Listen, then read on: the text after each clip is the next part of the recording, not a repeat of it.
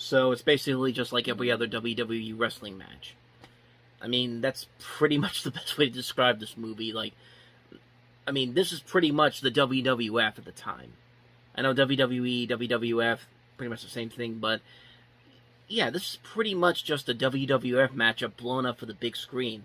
And not even a good one. Like, this movie is just really confusing. Like, it's like the movie has an R rating, which means that you have to be 17 and have a parent or guardian with you to see this movie.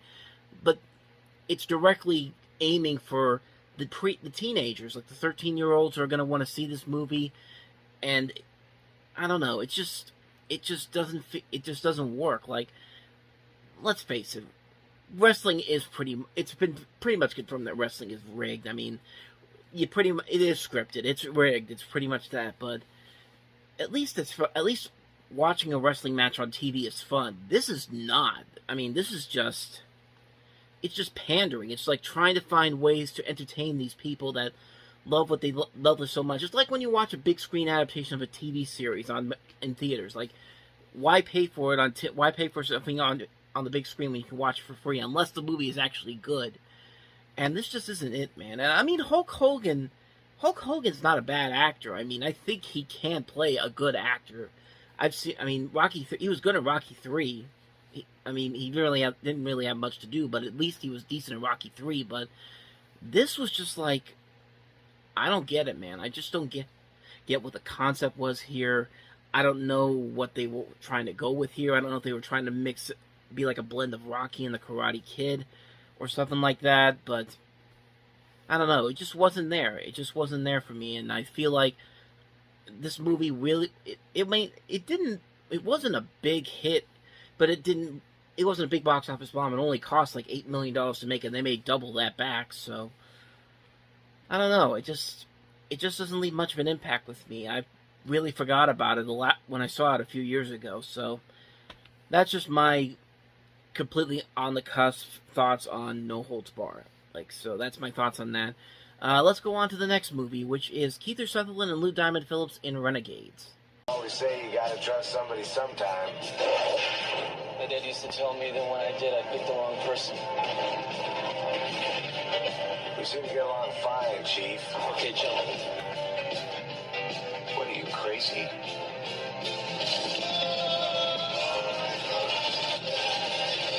I'm not a chief, so don't call me Chief. My name is Hank Storm. Let me see the money, Chief. Sorry about that, Hank. Buster McHenry. Shoulder and tell me if you see an Indian following me. Yeah, a whole tribe.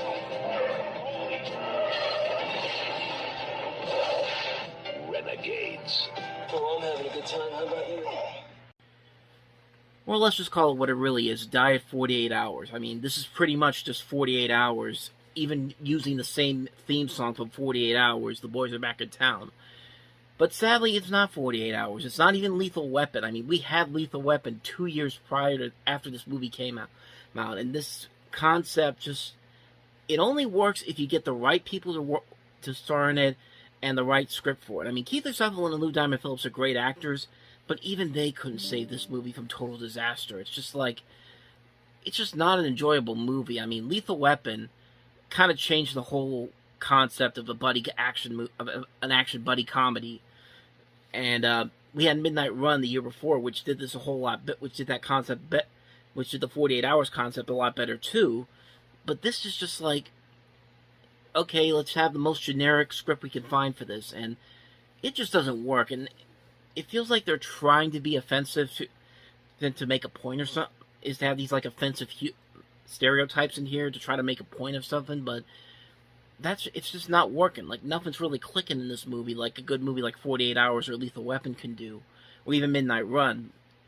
And not surprisingly, this is another one that people mostly forgot about, and you can kind of see why. It's pretty generic, it's not that funny, it's not that inventive, and people just forgot about it. So far we are 0 for 2 on movies that were memorable that came out this weekend. But then we have this movie that went on to become one of the biggest surprises of the year and ended up becoming a Best Picture nominee. And that is Robin Williams in Dead Poets Society. Banners up. Welton Academy for Boys, a breeding ground for the future leaders of America. an institution dedicated to achievement, virtue, and conformity.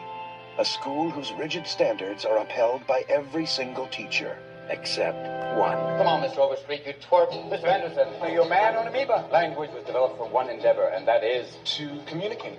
No! To woo women. Mr. Keating. Some people like to rock, some people like to roll, but moving and a grooving's gonna satisfy my soul. Let's have a party. Touchstone Pictures presents Robin Williams as John Keating, teacher, Well, is this a dagger I see before me? philosopher, I like Byron. I give him a 42, but I can't dance to it. orator, Oh, Titus, bring your friend hither. and founder of the Dead Poets Society.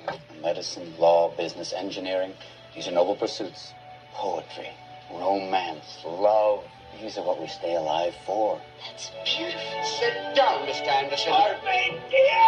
Sit down. What the hell is going on here? Seize the day. Touchstone Pictures presents Robin Williams as John Keating. He was the inspiration that made their lives extraordinary. Dead Poets Society.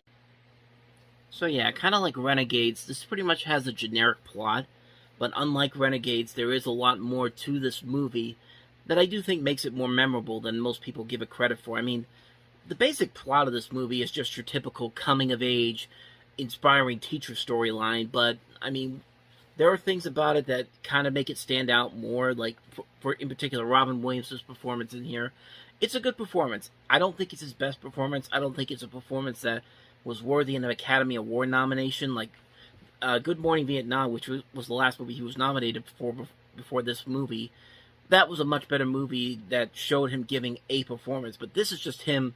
It's Robin Williams basically just doing shtick, but he can get past it because he's doing the inspirational teacher thing, and it's just like, I mean, okay, there's nothing wrong with this movie at all. It's a perfectly serviceable movie. I think it really is a solidly made film. I don't think it's just one of those movies that deserved all the praise and all the hype it got. I mean, this was, like I said, this was a movie that was nominated for Best Picture that year, in a year where another very generic film, Driving Miss Daisy, ends up winning the Best Picture. Meanwhile, innovative films like Do the Right Thing, or even something like Batman, gets completely snubbed in the Best Picture category.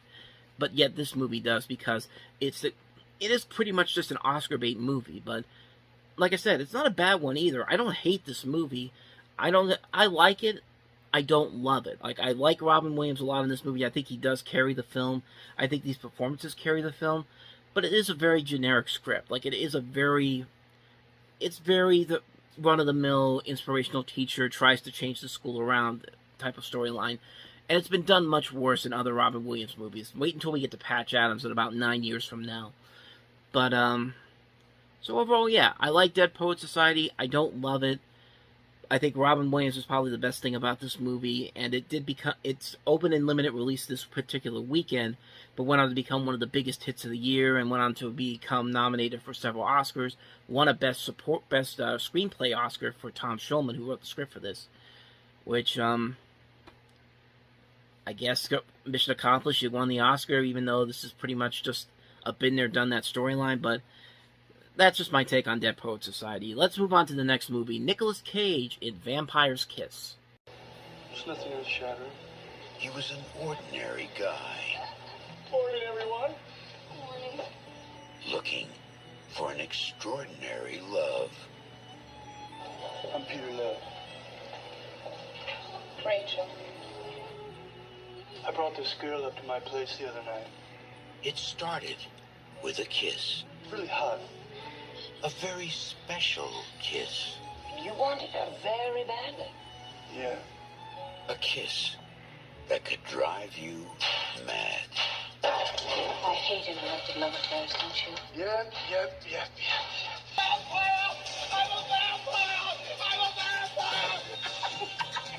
Nicolas Cage, The tortures of the damned! Maria Conchita Alonso, Shit. Dude, or I'll fire you. Do you understand? Not the floor, Alba. and Jennifer Beals. You are so pathetic. Vampire's Kiss. Ah, yes, the movie that launched a number of Nicolas Cage You Don't Say memes, along with some other memes as well. God, this is a fun movie. This is a stupid, over-the-top movie, but I love it. This is just what I expect from a movie from the 1980s. Just so ridiculous, so silly, so over-the-top. You can't help but love it. It's so ridiculous. It gets so crazy. Nicolas Cage giving one of his most chaotic performances of his career. Jennifer Beals looking pretty good, and pretty good in this. Was acting pretty good in this movie too. I like a lot of Jennifer Beals movies, honestly. The more I think about it, you also have Maria Conchita Alonso, Elizabeth Ashley, and just this premise alone is just so insane, so ridiculous, and yeah, it's just a ton of fun. Like, I could go on and on about how ridiculous and insane the levels and layers that this movie keeps building on. It's so crazy and it's so ridiculous. If you haven't seen it already, you gotta check it out. If you like insane Nicolas Cage at its finest, you gotta see Vampire's Kiss. It's a terrific movie. And hopefully the next movie will be just as chaotic with the title that it has, Scenes from the Class Struggle of Beverly Hills. Confront them without compromise. Oh. It's an elegant film, I think. It's got well-defined characters and realistic dialogue. You pretentious ass-licking poser. Even some pretty good action. In broad daylight. Doggy style. The trouble is, I'm afraid they won't let me show just how uncompromising my film really is. This scene, for instance. It's these that have driven us apart. Or this one. It'll be inside you. Now. Oh, here's one I know I'll never get by them. Ride your sad little private motor straight down into hell. Greatest gift of all. And this one. Mr. Bartell, the censor will see you now. Oh, God. Wish me luck.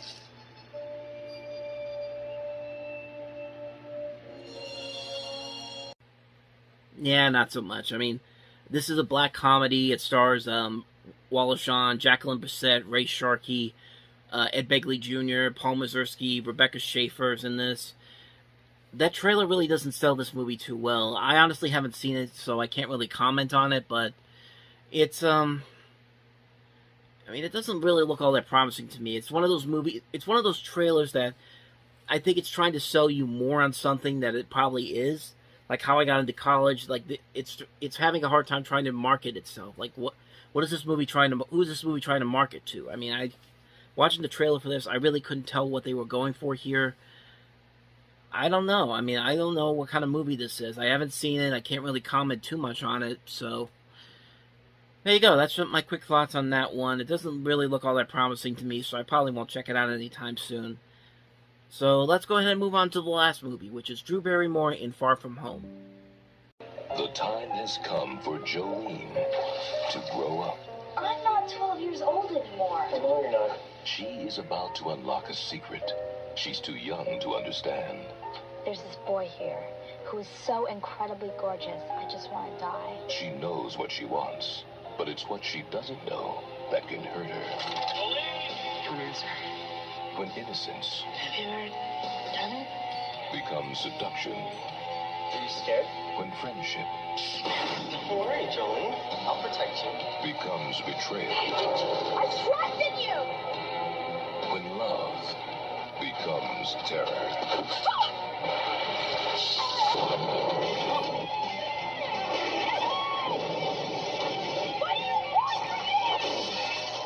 Drew Barrymore, Far From Home.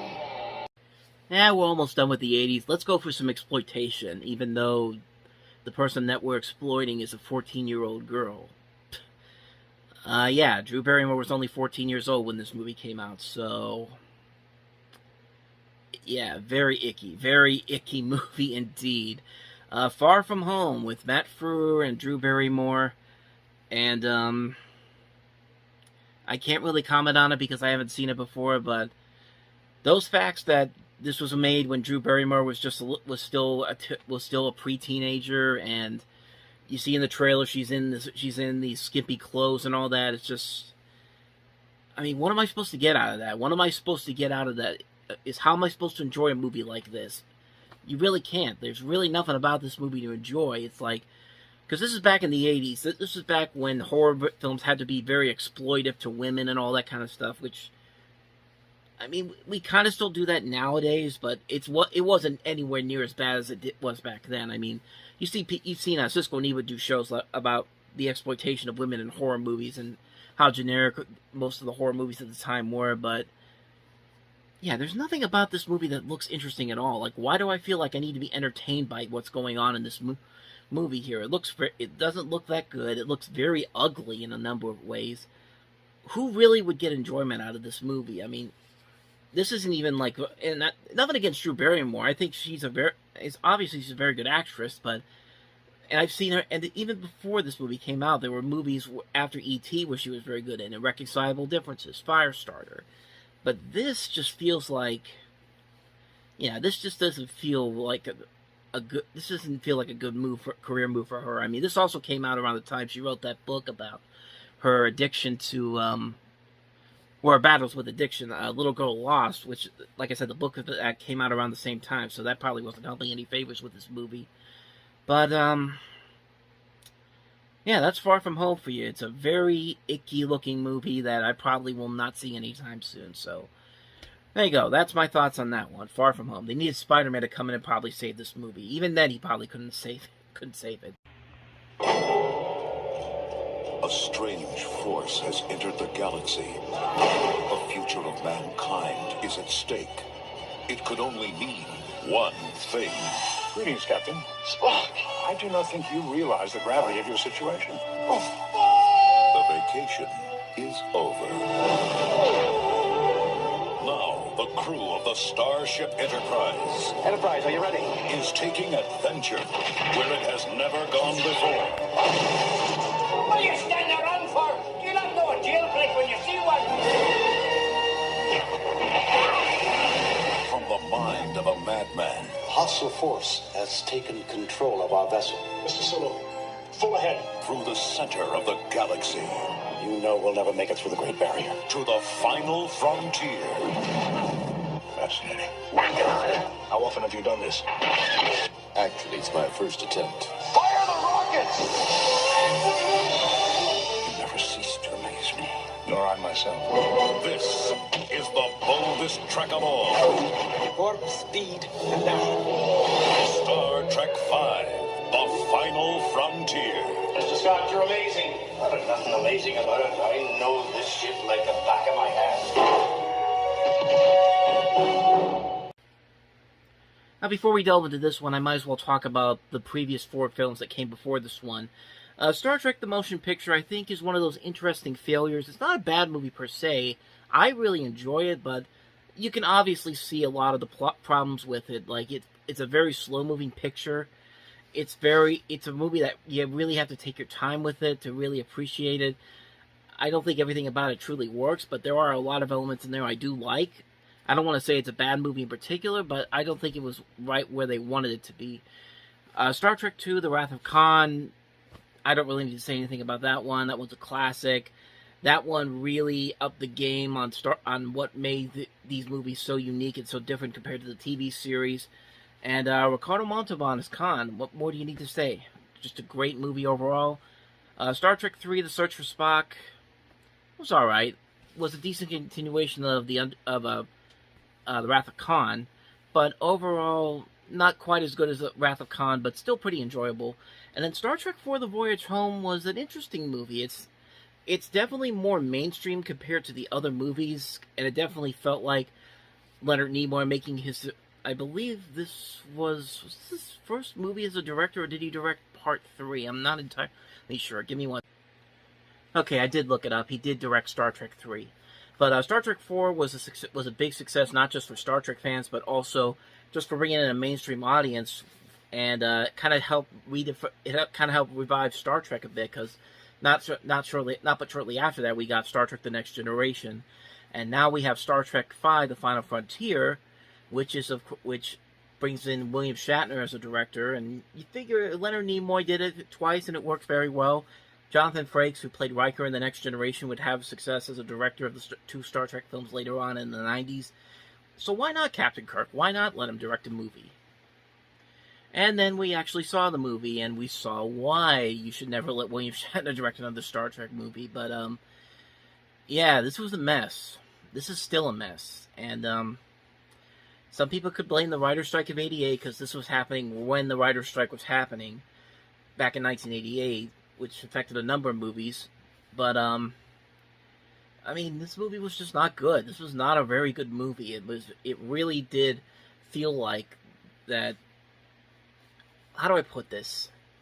It's one of the producers of this movie said that this film nearly killed the franchise, which is hard to believe because Star Trek: The Next Generation was such a big success at the time. But that tells you a lot that this movie was so bad that this movie almost destroyed the franchise in particular. I mean, this movie felt like it was directed by the same William Shatner from that SNL sketch, I think, when Star Trek 4 came out, when he hosted SNL. When he goes to the convention, he tells all these Star Trek fans to just get a life. I feel like this movie was made by the same William Shatner, who basically said, "I'm going to make a movie so terrible that that Star Trek fans will have to get a life, and I can stop doing these movies." And sure enough, this movie really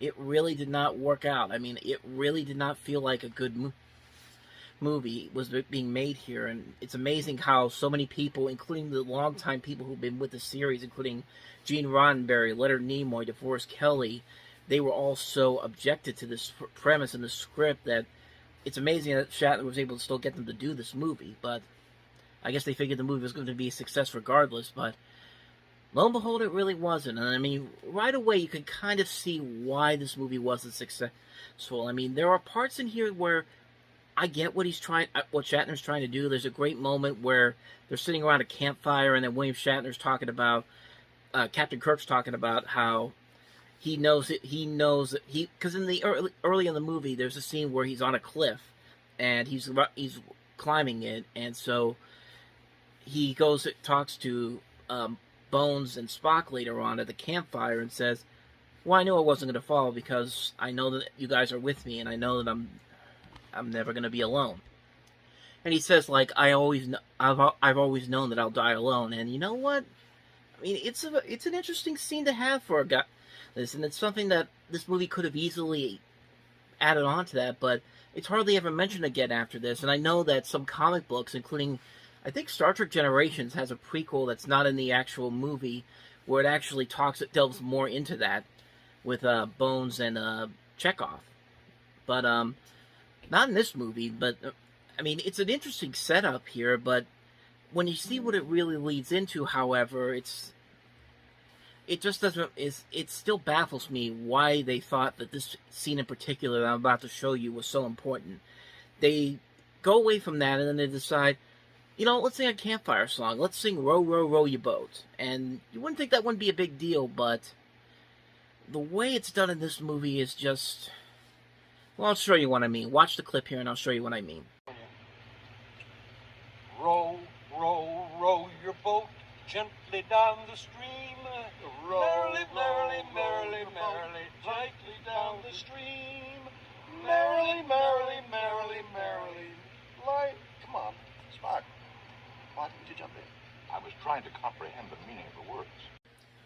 I think a lot of people were trying to comprehend the meaning of the song being in this movie because, yeah, what's the point of this song being in the movie? It'd be one thing if it was just that one scene, but it gets mentioned numerous times throughout this movie, including in the end credits. Like, they think that this is what the movie needs to end on, and it's just like, what's the point here? What's the point of having this scene in there? I mean, it doesn't make a whole lot of sense to the story that we're getting into here. And we haven't even gotten to the main story yet. We haven't even talked about the bad guy of this movie, which is Sybok. And the interesting story about Sybok is that they wanted to get Sean Connery for this role, but obviously he turned it down for another Paramount sequel, which turned out to be a better opportunity for him than this.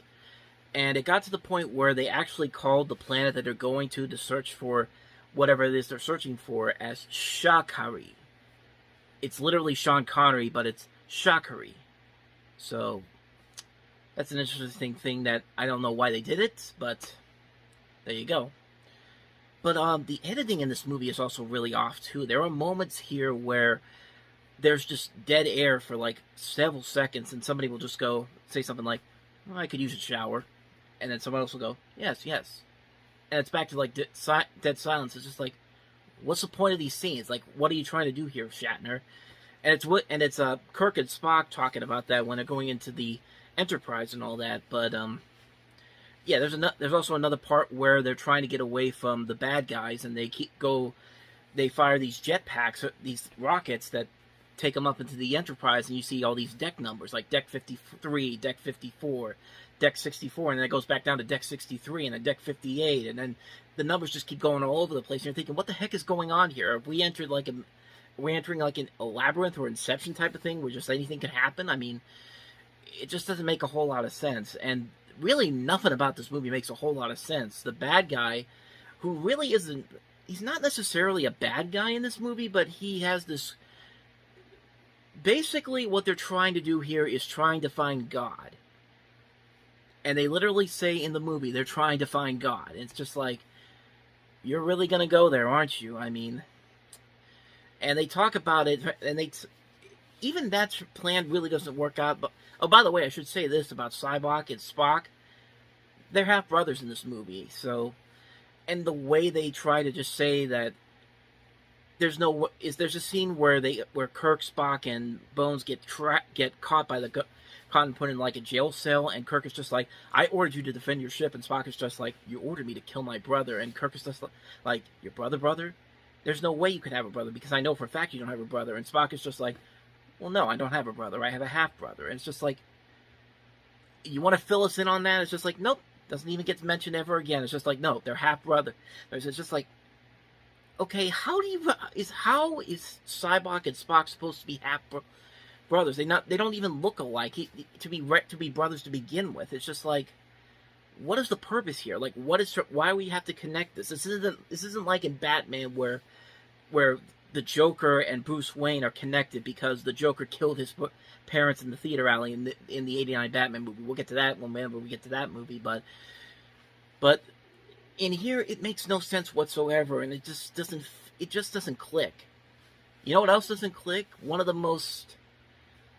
I'm baffled by this scene. I think a lot of Star Trek fans are baffled by this scene where Uhura is trying to get these captives away from where these officials are holding their meeting at, and these officials from these different areas of the galaxy. Yeah, it's literally a human, a Klingon, and a Romulan they have this diplomatic meeting in a bar for some reason. I mean, there are other places you could have gone to, and so they have to go. The crew has to go and save them from the bad guy, and Uhura decides to distract them by doing a dance, and it's I'll let you watch for yourself, and you can see what I mean. What's that?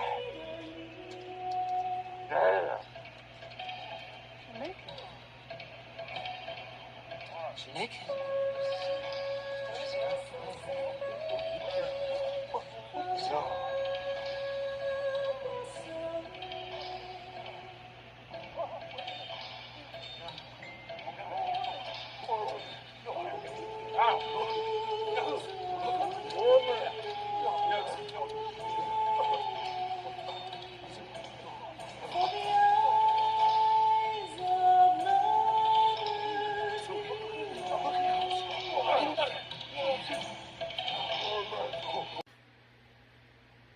Yeah.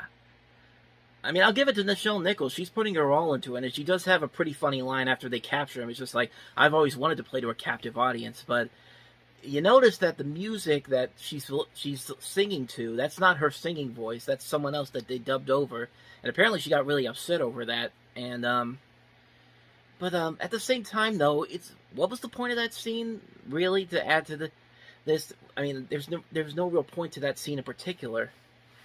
But it's just like that all over the movie. They have these scenes that make no sense whatsoever. These setups really don't make a whole lot of sense whatsoever. We don't really know what Cyborg can do with this ability to take away somebody's pain. They don't really go into it. They don't really express it, why he's doing this. But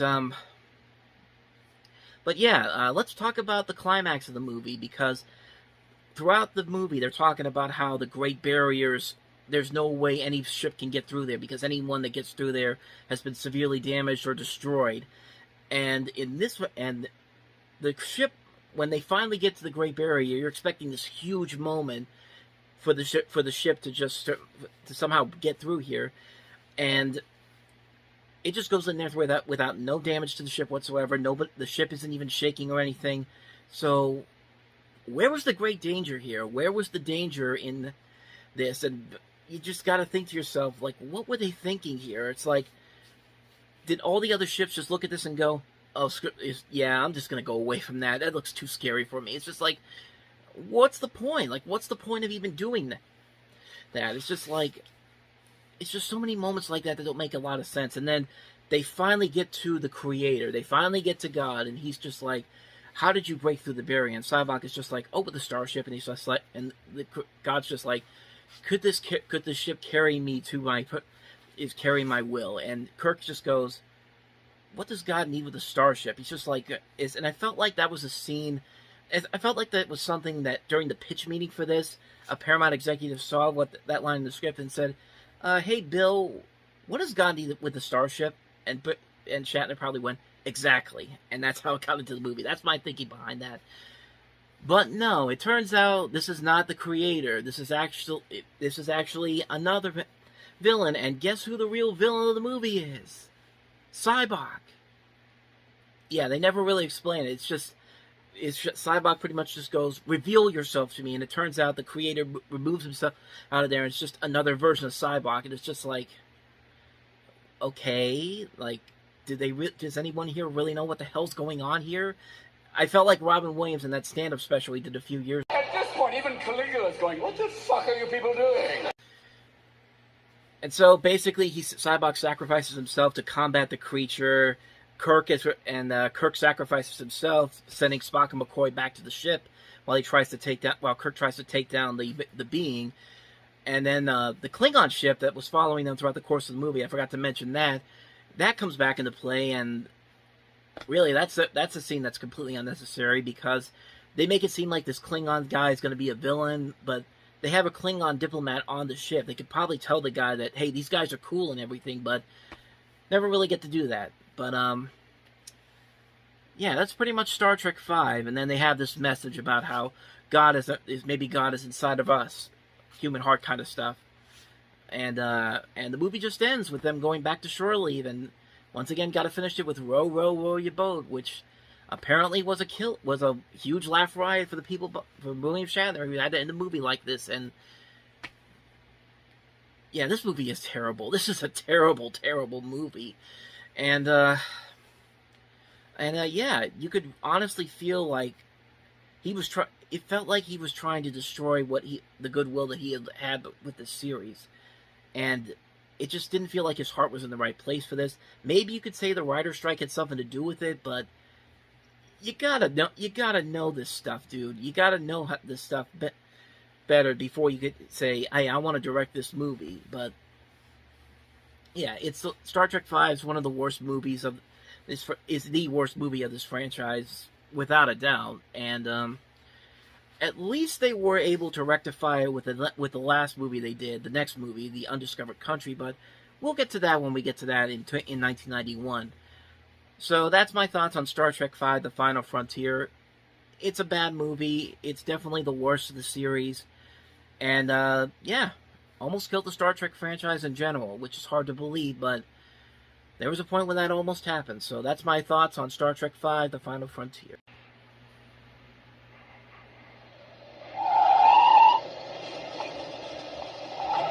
Stroke of midnight. On New Year's Eve of the last decade of the 20th century, America's largest city is about to pay for the nastiness of its inhabitants. When that day comes, when the slime starts to rise, the Titanic just arrived. When ghosts start arriving by the boatload, We gotta find the guys. there's only one thing to do. Sometimes weird things happen. Someone has to deal with it. And who are you going to call?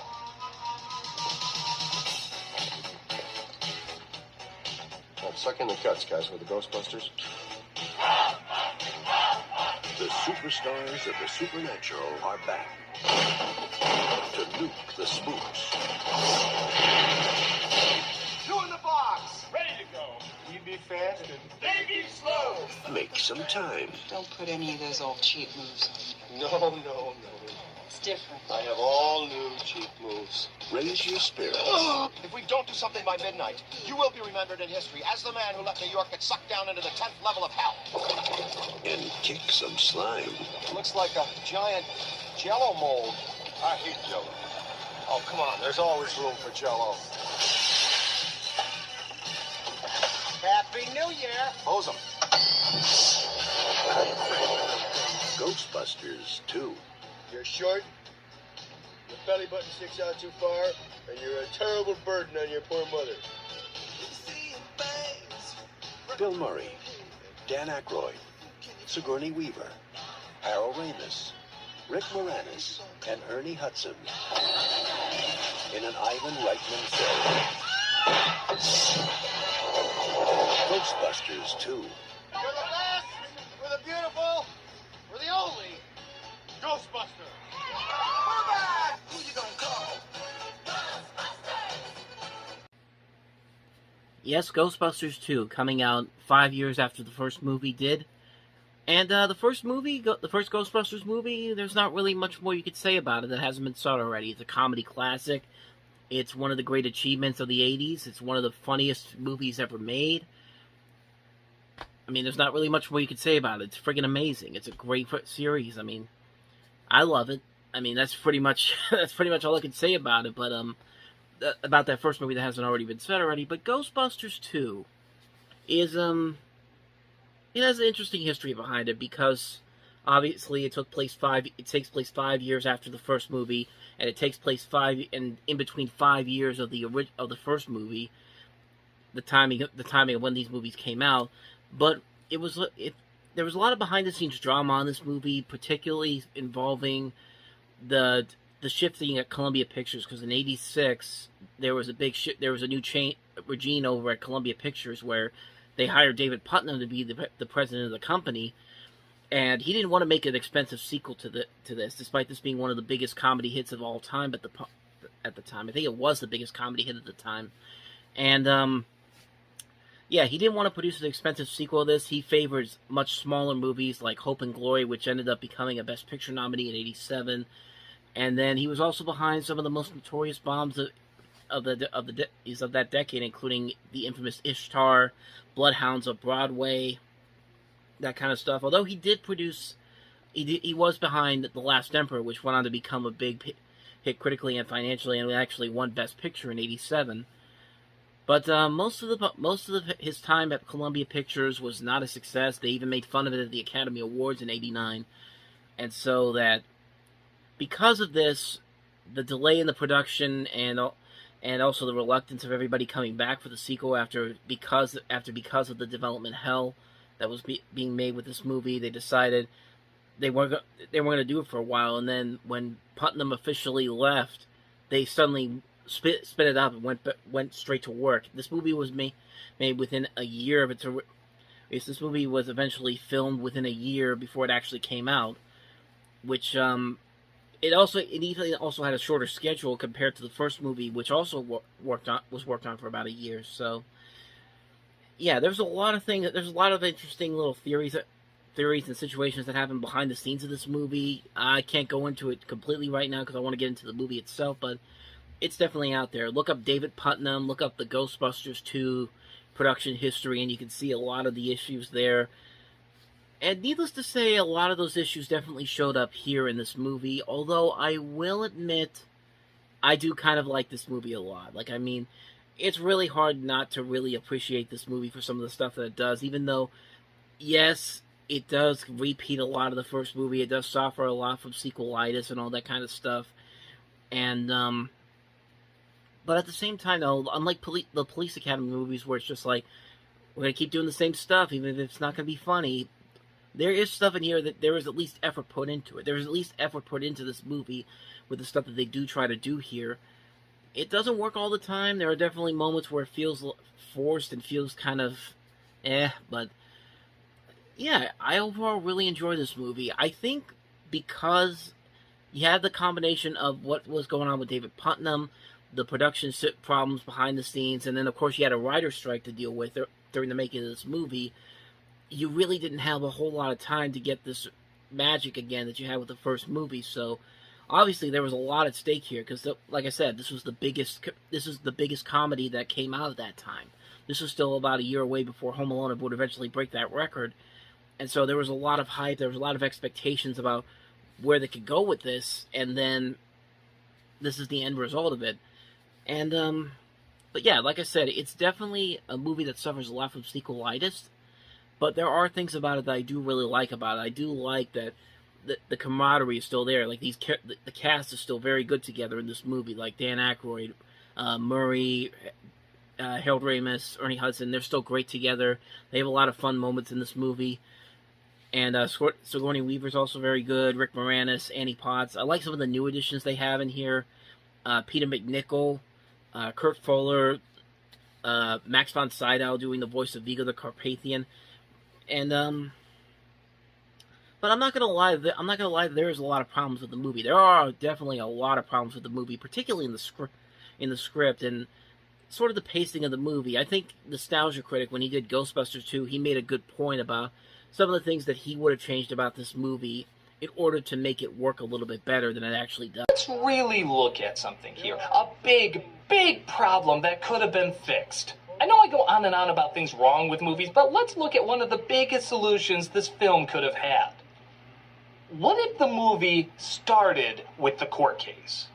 Oh, not the stupid trip and there's a power outage case. I mean the other court case they talked about. Them getting sued for the damages caused by Stay Puft. Think about it. There'd be no more Ghost because Gozer was gone, so they'd still be down on their luck when being sued. Even Winston could be there with them. In fact, them saying their other jobs might actually be funnier than seeing them. What's your occupation? I host the public access show World of the Psychic. What's your occupation? I measure anger by giving and taking away puppies. What's your occupation? Birthday parties. Birthday parties. That surprisingly would have been funnier. It could even take place 5 years later because they were forming the case around them. Hell, a lot of articles nowadays point out that Walter Peck was actually right about how friggin' illegal their operation was. In fact, have him there. He can be a witness or even the prosecution. That way you wouldn't need Watered Peck to hate him for no reason because his hatred is already justified. Just as they're about to be found guilty, the other two ghosts pop up. But wait, Gozer is gone. Where did these two come from? Suddenly there's a mystery. The same thing happens. The judge receives the order, Winston is with them to bust the ghosts, and maybe 7 minutes in, this is our intro.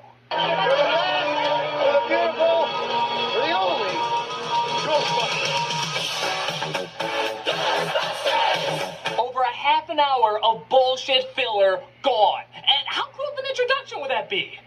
When Janine answers the phone saying, "Yes, we're back," the other end wouldn't be going, "What the hell friggin' took ya?" And the rest, you can still kind of do a similar thing. Follow up with Oscar's carriage being possessed, only this time it's Peter and Dana's baby. You don't have to redo the romance. In fact, the intensity is up because it's both their kid now. Adding a new element to their characters and taking the relationship to the next step. Maybe Dana is like, screw this, no ghost is taking my kid, I'm becoming a goddamn Ghostbuster. If newcomer Winston could do it, why not her? Then Tully and Janine could look after Oscar like they originally have, and we'd have Ripley as a goddamn Ghostbuster. Adding a great dynamic to the group rather than... Boy, this equipment's heavy. Oh yeah, that happens in this. That's so much time you can dedicate to more gadgets, more ghosts, more vehicles, more characters, more shit you can sell as toys that also make the film more interesting. New stuff furthering the story. There! Fix the movie! Started at the courtroom. Have these nods and references to the first movie and then build this story up, but nope, the movie doesn't do that because it wants to pander down and it wants to water down these characters to the point where they have to learn from scratch all over again. Like I said, sequelitis. The process has to start all over again. It's just like, it makes no sense. It makes no sense to do it this way. Like, it's not bad the way they do it here, but you could have easily done what Nostalgia Critic said and just all of a sudden, boom, you'd have a much better movie to start off with. But, I mean, to the movie's credit, the courtroom scene is a ton of fun. And I like the scene where they're going after the Scoleri brothers in the courtroom is very well done. It has some great lines in there, great visuals as well. Even for a movie that doesn't have the same budget as the first movie does, it still works very well here. But, yeah, that's a real missed opportunity that I think they could have done if they had just had more time to get the script more fine-tuned. But then again, you had 5 years to get the script fine-tuned, and this is the best you could do. but there's just so many elements here where it's just repeat the stuff from the first movie. We can't get Walter Peck back, but here, let's have Kurt Fuller play Diet Walter Peck, because that's pretty much what he is. Instead of having the Ghostbusters be sent to jail, let's send him to a mental institution, because, you know, first movie, why not? And it's just like, everything that happens in here is just stuff from the first movie over and over again, and it's just like, come on, man, you guys should be better at this. But like I said, to the movie's credit, though, it's not the worst I've ever seen it done. And it does still have a lot of good moments in there. Like, I still like those funny elements that they hit. The one-liners in here can still be very funny. The chemistry between everybody in the cast still works very well. The visuals are pretty nice for the most part. There are some moments where the CG is kind of a little outdated. Like, there's a part at the end where Lewis thinks he's spraying all the slime off the museum, and the slime just comes off of the building just like puzzle pieces, and it's just like, well, that doesn't look very good now. But the Statue of Liberty coming to life is actually pretty awesome. Like, I love the way that it moves in this. I love the way that they're able to use like a Nintendo controller to control this thing from getting it from the island to all the way into New York City. Fun elements like that make this movie worth it. I think it does make it worth it. But then there are those plot lines that really don't make a whole lot of sense. The biggest one is like, there's like a big subplot where Ray is like so obsessed with the Vigo painting, and there's like 2 scenes in the movie where the Vigo painting and Ray share this little link between them, and you think, oh, what's this going to build up to at the end? And then at the end of the movie, it's just like, no, Vigo's just going to take over Ray's body for like 10 seconds, and then they throw the mood slide on him, and it's just like, it's not even a non-factor. So what was the point of even doing that? I mean, what was the point of even having that scene in there if you really weren't going to do anything with it? I mean, like, little things like that really hurt the movie, but like I said, though, there are a lot of things about this movie that I do still really enjoy. I do really like the chemistry between everybody. I do like the action. I do like the comedy still works. I do like the fun factor they have here. It just definitely feels like it was watered down compared to the first movie, because the first movie still has moments in there that are still very intense and very nightmare fuelish. Like the scene where Dana's sitting in the chair and all the hands are just coming out to take him into the goes to the Gazarian. It's just like, that's messed. I mean, that still messes with me. Even in Ghostbusters Afterlife, when they did that with the Harold Ramis character with Egon in the beginning, that still messed me up, and that's over almost 40 years old 40 years later after that. But I mean, yeah, that's my overall feeling on Ghostbusters 2. It's definitely a step down from the previous movie. I guess you could say it's probably the worst of the series, because I did like the 2016 Ghostbusters reboot. I know a lot of people don't like it, but I still enjoy it. Was it as good as was it that great?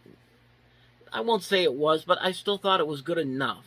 Like, I think a lot of people gave it too much flack because it was a female cast, and that movie definitely did the same thing that Ghostbusters 2 did, and basically just rehashed the first movie all over again, except with females in the lead roles instead of men. But then I think they turned it around this past year with Ghostbusters Afterlife, which is still my favorite movie from last year. It's a great movie that completely omits Ghostbusters 2 and Ghostbusters 2016 from the equation. It's a direct sequel to Ghostbusters. It has the original crew back, and it's just still a great movie. If you haven't seen Ghostbusters Afterlife yet, I highly recommend checking it out. It's the second best movie in the series for me. This would probably be the worst of the series, but at the same time, I don't think there's one really bad movie in this series, to be honest with you. Yeah, so that's my thoughts on Ghostbusters 2. Definitely a step down from the first movie, but it's still fun. It still has those elements that still make it worth it. Anytime it comes on TV, I definitely stop and watch it. It's definitely worth it. I say if you love you could still enjoy Ghostbusters 2, even though it's definitely a step down from the first movie, but you could still enjoy just like you can enjoy something like Men in Black 2, which is pretty much the same thing as Ghostbusters 2. It's just a step down, a watered down version of the original Men in Black, but still has some moments in there that are worth it. So that's my full thoughts on Ghostbusters 2. Good movie. Definitely not better than the first movie. It's definitely a step down from the previous movie, but it's still fun enough to watch it. I still definitely recommend checking it out. Vicky Vale. Hi. Bruce Wayne. And what do you do for a living?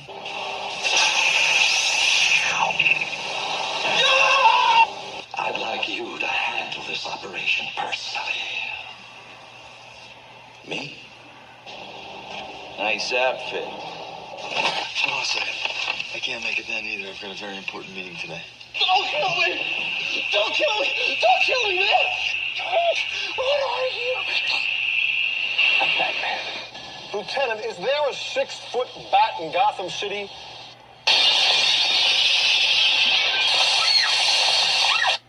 Alfred, let's go shopping.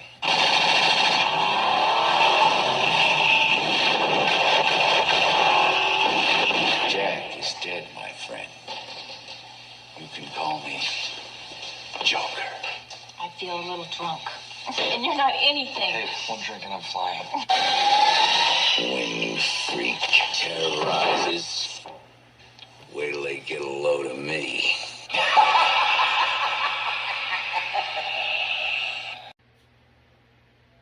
Yep. After that, people shut up. People actually shut up.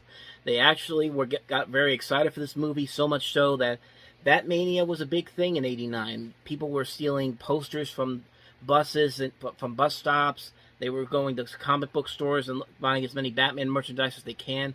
I mean, Batman was a big deal in '89, and so this movie came out. This movie had a lot of hype and a lot of high expectations going into it.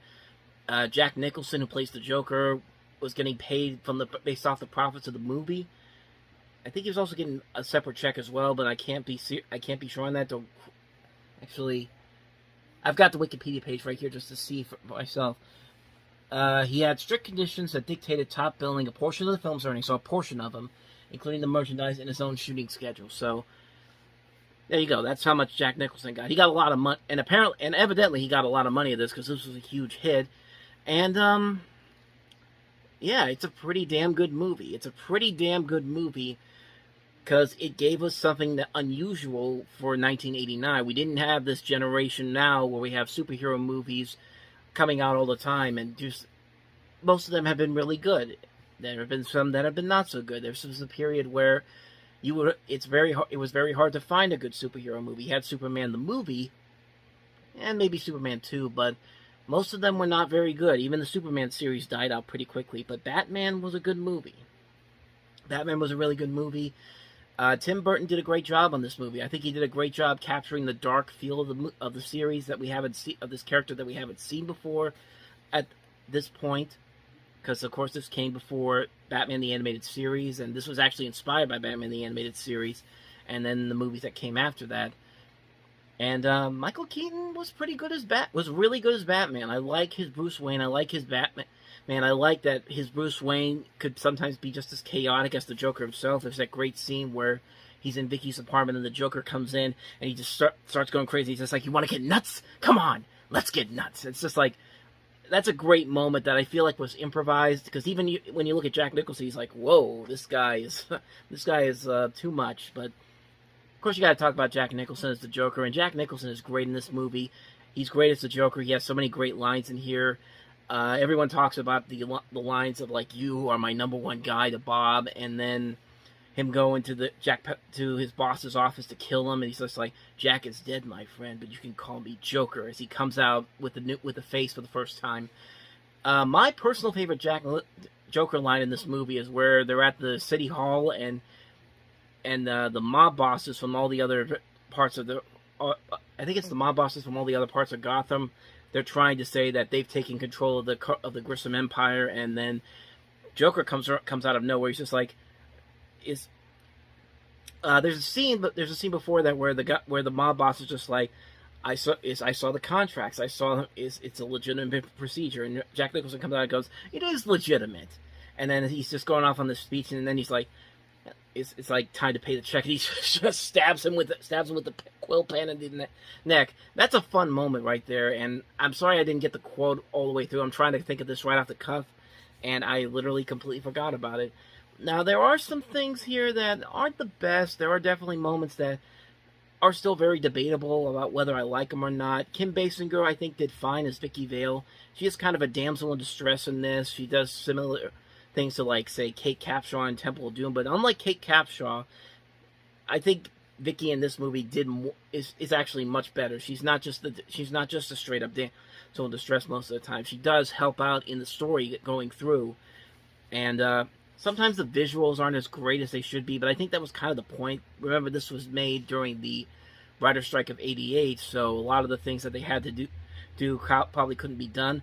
Speaking of the writer's strike of '88, one of the reasons for one of the scenes in the movie was because one of the writers couldn't finish it because he was on strike at the time. That was when they revealed that Jack Napier, Joker, is the one who actually killed Bruce Wayne's parents in the past. And you know, I go back and forth on that. Some people don't like it. Some people do like it.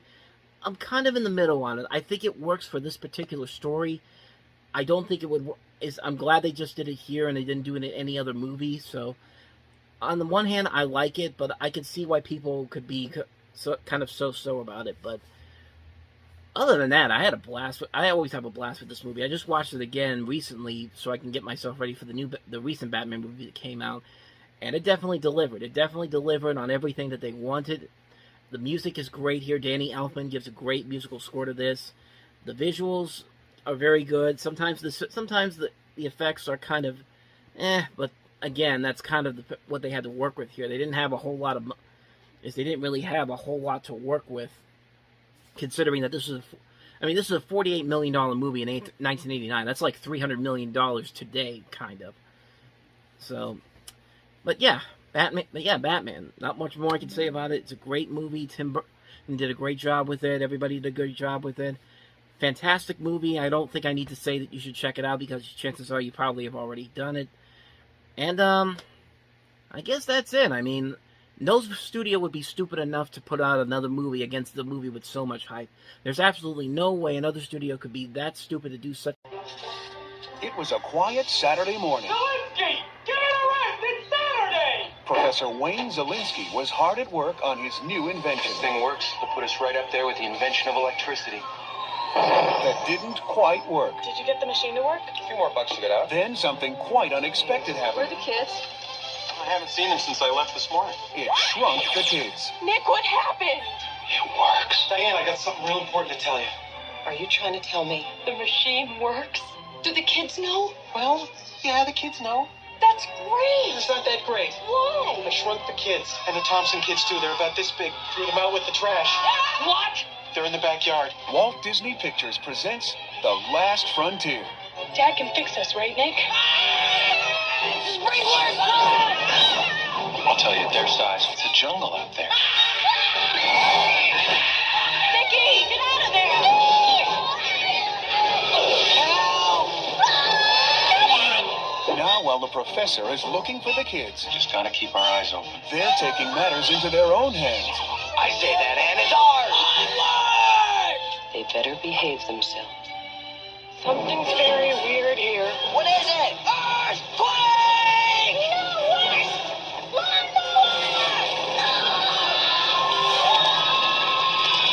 Rick Moranis is Professor Wayne Zelinsky. Are you saying that machine Blew up my kid? No. If the machine had blown up the kids, there'd be pieces of them everywhere. Wayne, did you report the missing children? Oh, there must be some mistake. Ours are in the backyard. Right, honey? Honey, I Shrunk the Kids. We're all the size of boogers.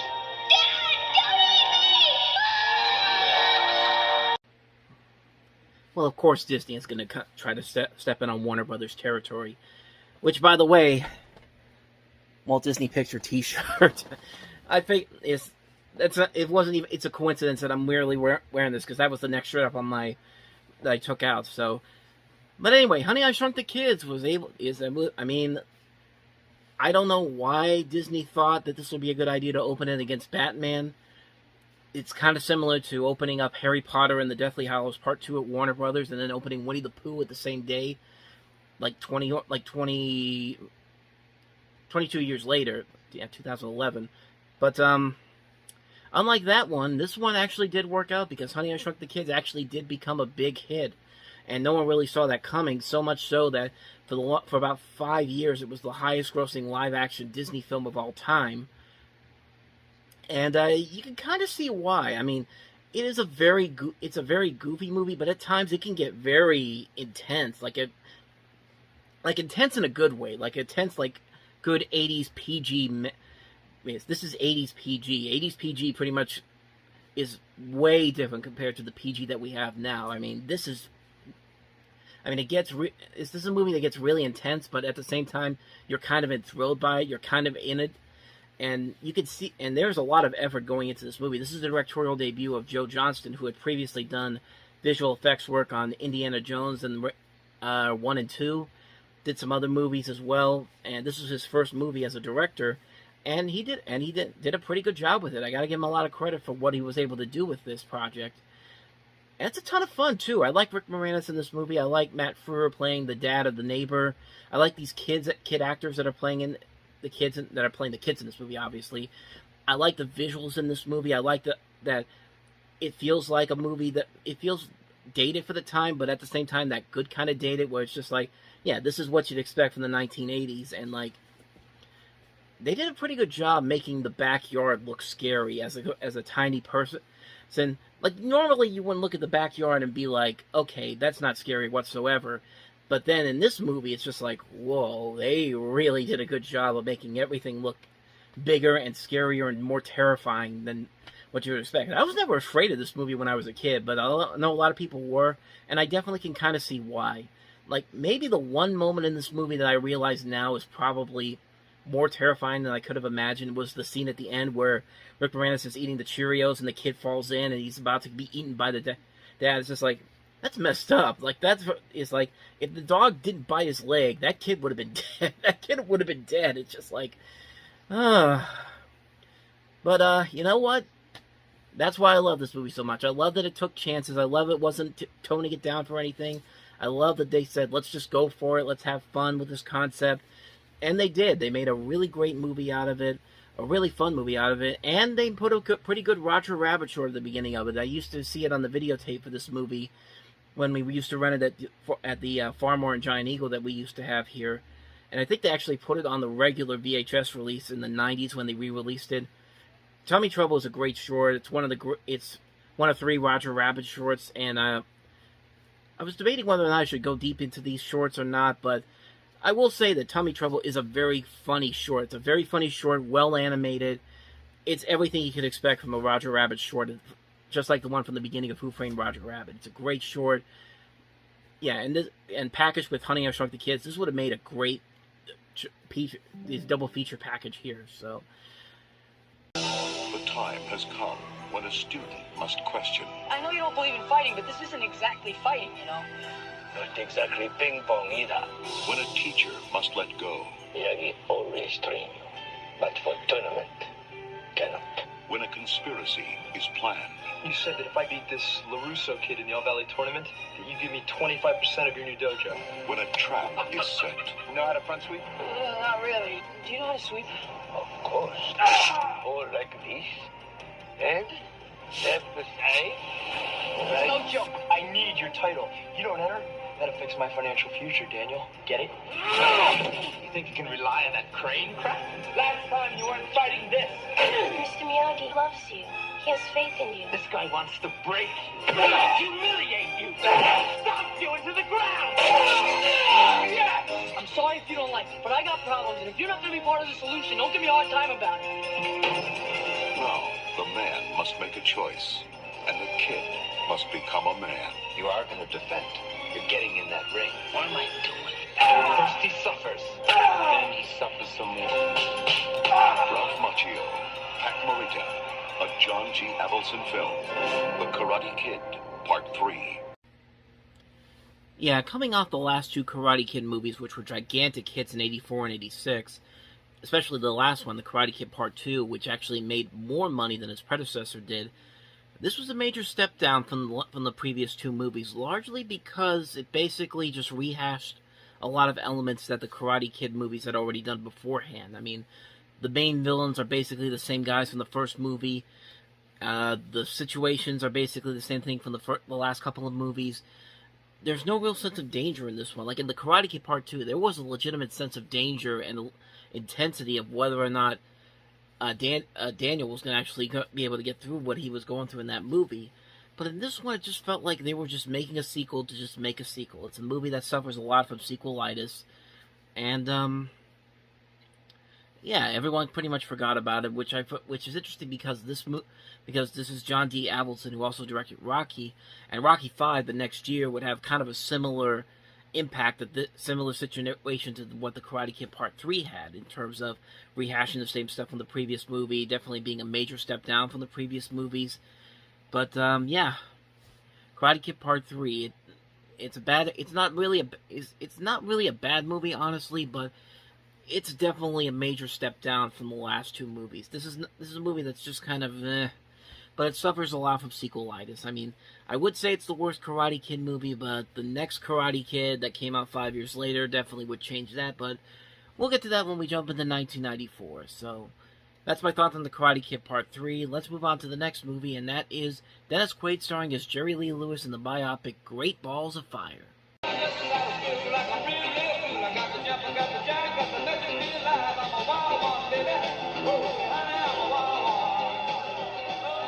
Take a white right hand and a black left hand, and what do you got? You got rock and roll.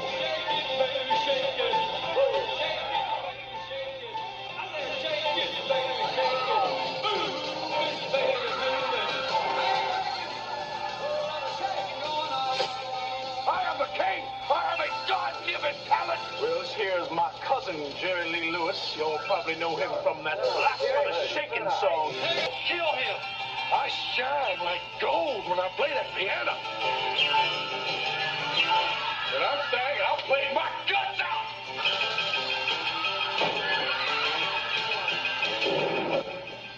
I am Jerry Lee Lewis. Goodness gracious, balls of fire. Well, if I'm going to hell, I'm going to play piano.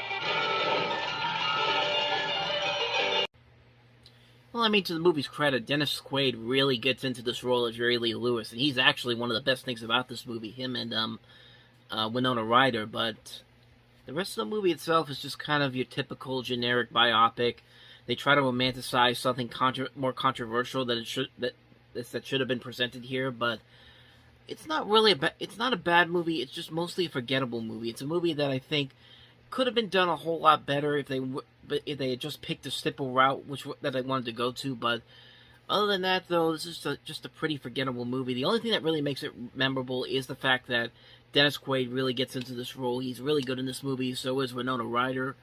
But other than that, though, it's just kind of a forgettable piece of 80s nostalgia, kind of. I mean, it's about as generic of a biopic as you can get. That's trying to be too safe, a little bit too marketable. But I mean, yeah. The only thing, like I said, the only thing I can really say about it is that I like Dennis Quaid as Jerry Lee Lewis. There's some great moments in here where he captures the spirit of Jerry Lee Lewis, and like I said, Winona Ryder. But other than that, that's about it. So we got the two lesser-known movies out of the way. Now let's get to the movie that was not only one of the more influential movies of the year, one of the best movies of the year. It's one of my favorite movies of all time, and that is Spike Lee's Do the Right Thing.